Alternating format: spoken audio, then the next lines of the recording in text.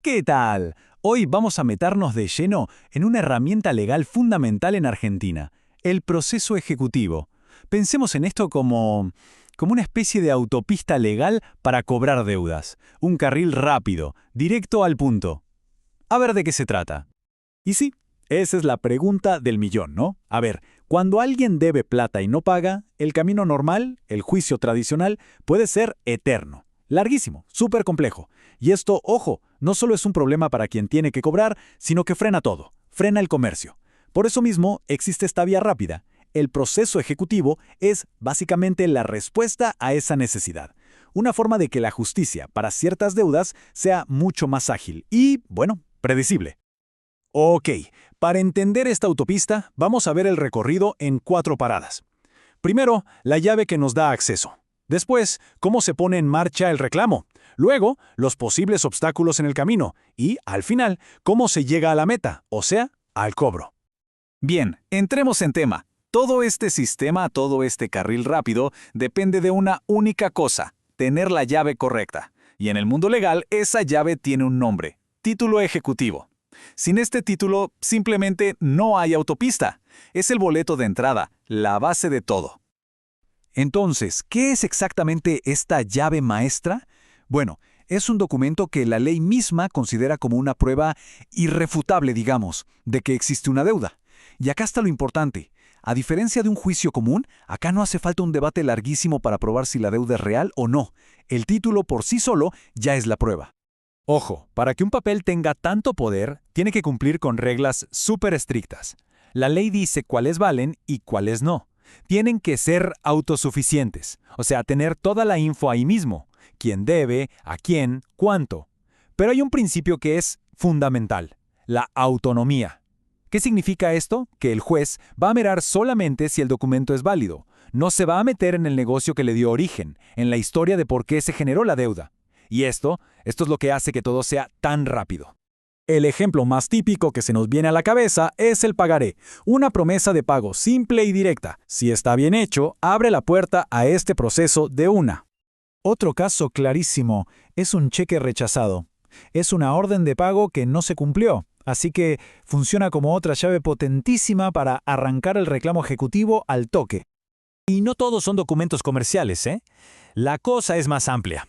Miren, un contrato de alquiler, por ejemplo, que no se pagó, también puede servir como título ejecutivo para reclamar esas deudas. Ok, perfecto. Ya tenemos la llave maestra, el acreedor la tiene en la mano. ¿Y ahora qué pasa? Bueno, acá es donde empieza el viaje por la autopista legal. Y para entender por qué esto es tan valioso, hagamos una comparación rápida. El proceso de conocimiento, el juicio común, es como ir por una ruta panorámica. Es lento, se puede discutir de todo, presentar 1000 pruebas, se analiza el problema desde el principio. En cambio, el proceso ejecutivo es la autopista.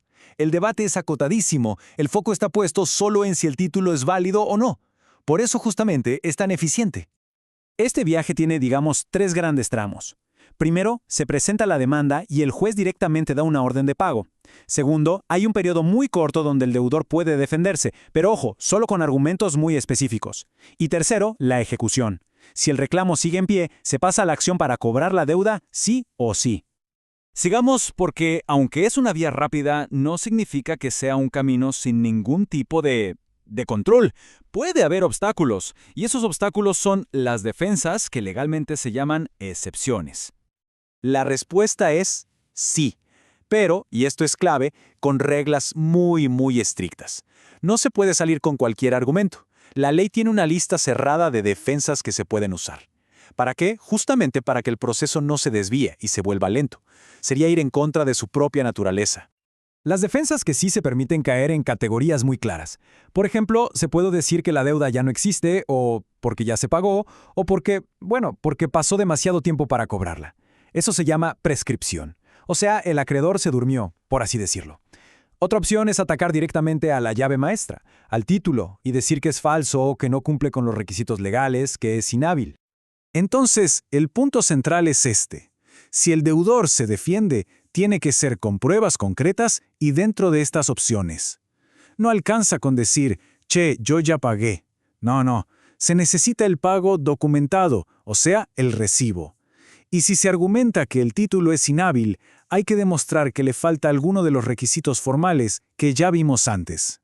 Y así llegamos a la última etapa del viaje. Después de que el juez analiza las defensas, si es que las hubo, dicta una resolución que marca el final del camino. La famosa sentencia de remate. Este es el tramo final. Y es importante entender algo. La sentencia acá no es como en otros juicios. Es una orden directa para llevar adelante la ejecución. A partir de ahí, se calcula la deuda final con todos los intereses, se embargan los bienes del deudor para asegurarlos, y si no aparece el pago, se va a la venta forzosa. La subasta judicial es, digamos, el mecanismo de cobro definitivo. Es el momento en que los bienes que se embargaron, un auto, una casa, lo que sea, se convierten en plata, en efectivo, para por fin pagarle al acreedor lo que se le debe. Es el cierre lógico de todo este proceso express. Así que queda claro que el título ejecutivo es mucho más que un papel. Es la llave a un procedimiento diseñado para dar certeza, para dar velocidad al cobro de deudas. Y esto nos deja con una reflexión para el final. Un mecanismo tan poderoso como este, ¿qué impacto tiene en la confianza general para hacer negocios, para dar un crédito, para que los acuerdos al final del día se cumplan?